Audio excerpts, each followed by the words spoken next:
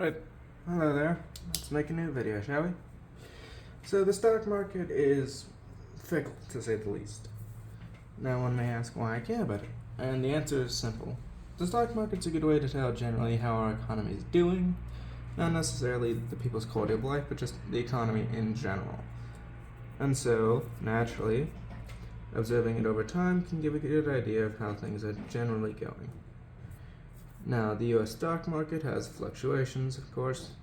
Sometimes it looks like this, other times it looks more like this. And on unfortunate occasions, it can look like this. Needless to say, this is better, but the stock market varies depending on the situation and many factors. For example, taxes. Taxes generally lower the stock market. This is because, well, think about what you take for taxes. Income, capital gains, property, it's all cash. You're taking out money that people could instead spend on goods. If you're taxing a property owner, they can no longer spend that money on, say, renovations to their house. And those renovations will naturally take resources that will come from a company or an individual. Either way, someone has to make money there. And so stocks go down when taxes go up, generally speaking, or at the very least they don't go up as high. Taxes basically blunt the growth of the stock market. Tariffs also are generally negative. Now, you can bounce back from tariffs quite easily, especially if you have a very loose market regulation. Loose regulations in terms of the market.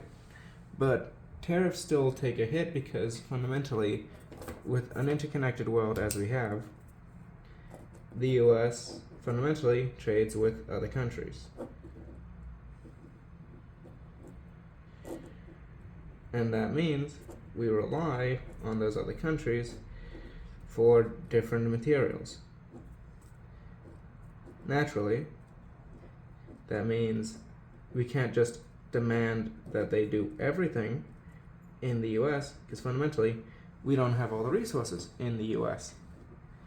We have to rely on other countries, even if we don't like those countries.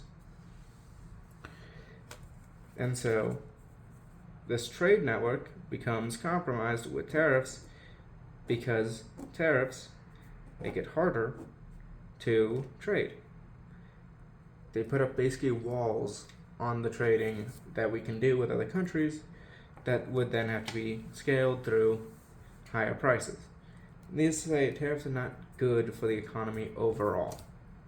Now, there are arguments for tariffs, both diplomatic and economic, and also moral.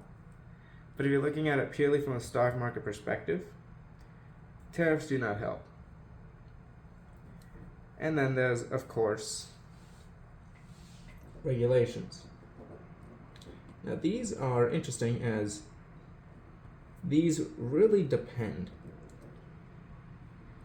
Because, for example, let's say there's a regulation that makes it required that every alcohol company pay a fee for doing something in the process of making the alcohol. Maybe it's the fermentation of the yeast, maybe it's something else. Let's say there's a fee for that if they aren't doing it a certain way and the other way is expensive. Well, if it's applied evenly, that's going to hurt all alcohol producers, so every company involved is going to take a dip. And those that rely on those companies will take a dip as well.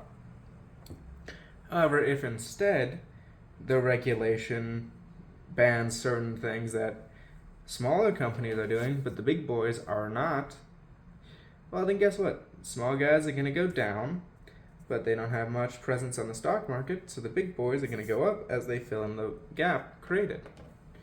And thus, it could actually increase stock prices, if not quality of life for the average American.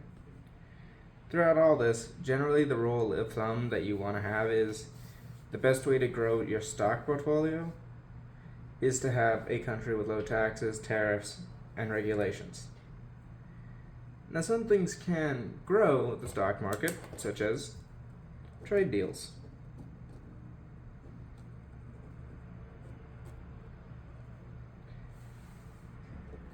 increased efficiency, and other similar measures that increase stock prices because, well, they're getting more bang for their buck. And so the stock market goes up. And this is just a general thing. Now, as mentioned, the stock market is a good way of telling how companies are doing, and thus the economy as a whole to a lesser extent. But what about personal trading? What would I recommend there? Alright, for a person, I would actually advise investing a little. Now, I won't say just shove all your personal savings into the stock market. No, you never know with how things are. Theoretically, the stock market could crash and never recover. Is it likely? No. But theoretically, let's say, hypothetically, that you have some money in the bank because of your job, or maybe you got a gift from your parents or whatever. Invest in the S&P. Specifically, the S&P index. If there's a similar index for NASDAQ, I'd say invest there too, but I don't know what that is. I'm sure it exists somewhere. But generally, I would advise investing in the S&P for a few reasons. One, the S&P is generally reliable. Year over year, it has good growth. 10%, I believe, is the average, and last year, I believe it was 20%, more or less. That fact means that when it comes to overtime growth, if you want to invest, that's a very reliable place to invest. You can just put your money in, leave it, and it'll grow and compound. Also, unless you're paying attention to things and doing a lot of research, don't use single stocks too much. What I mean is, don't rely on a single stock. Like if you think, oh, Ford's going to do great this year, let me put all my money into Ford stock. No, don't do that. Instead, what you want to do is diversify. If you invest in SPY, it basically does the diversification for you because it's investing in the entire S&P 500. But if you're gonna choose specific stocks and you think, okay, Pepsi's gonna grow more than the S&P annually, I think McDonald's is gonna do well, or I think Ford is, or Ben & Jerry's or whatever, pick them and keep them in a diverse portfolio. You don't want everything crammed on one bet. Because, let's face it, things can go wild.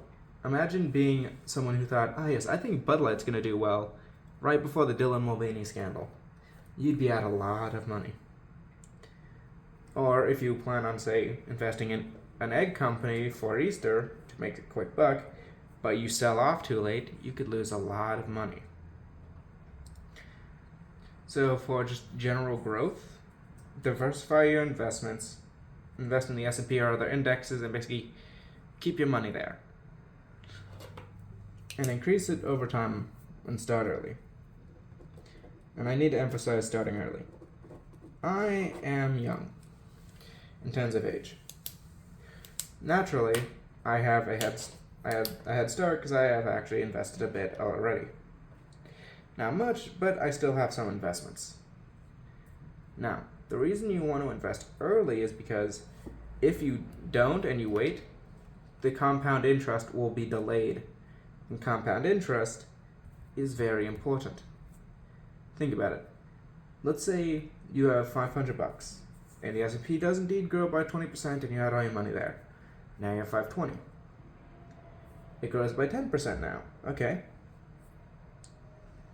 Well, in such a case, you from that 20% on your 500, you made 600. Right? You're now at 600. It's 10%, that means you make 60, so you're now at 660. And if it's even 5%, well, that's 6.6 times 5. So 33. So you grow by 33. Now you're at 693.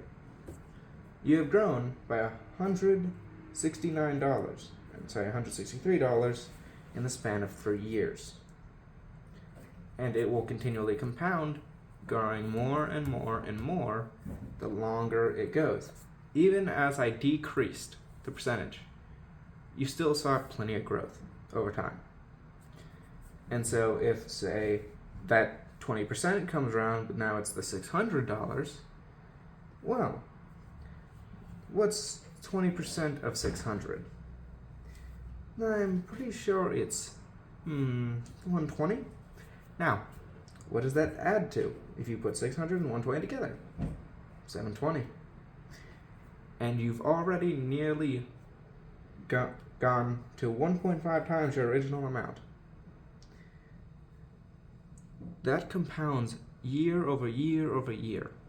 If you're planning on saving for retirement, 60 years is a long time.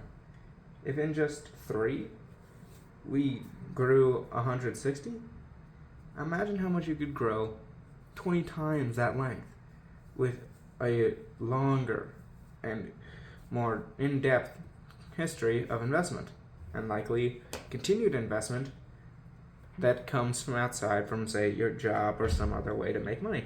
Say if someone gives you money for your birthday. Starting early allows you to compound and get richer in a shorter amount of time because you have more time to work with, and so fundamentally you have a head start, and thus someone who waits longer will get less out of it, and that's just how it is. Thus, if you're looking for money, invest early. And I would say firmly that investments are a good thing. So keep investing. Now you may ask, why not just keep it in a bank? Well, your bank does not accrue as much interest as the S&P would. If you're confident that you can get a steady growth rate like the S&P promises, then fundamentally, just investing is a better bang for your buck position than keeping it in the bank. The goal is not to spend it. The goal is to let it accrue value over time, and so putting more in over time gives you savings that are more valuable than they would be otherwise. Then when you have to, you can sell your stock, withdraw the money, and pay for things you need if such an event comes up. And thus, you're in a better position than you were previously. You have more funds for a rainy day. I would urge anyone, if they're listening to this, to honestly invest if they haven't already. Get started. Start building credit. Well, not credit, but building a portfolio. There it is, that's the word. Credit's useful too, but in this case, a portfolio is important. Because fundamentally, what does the economy rely on? It's not just spending, it's also savings. Building your wealth passively without spending a lot of it is how you get a stable economy. It's how things maintain themselves. And fundamentally, companies need money to keep growing. So you investing in them ensures that our companies have more money to hire more people, get more jobs, and grow our economy. So everyone wins, really. See, invest is the best advice I could honestly give you. Just invest, invest, invest.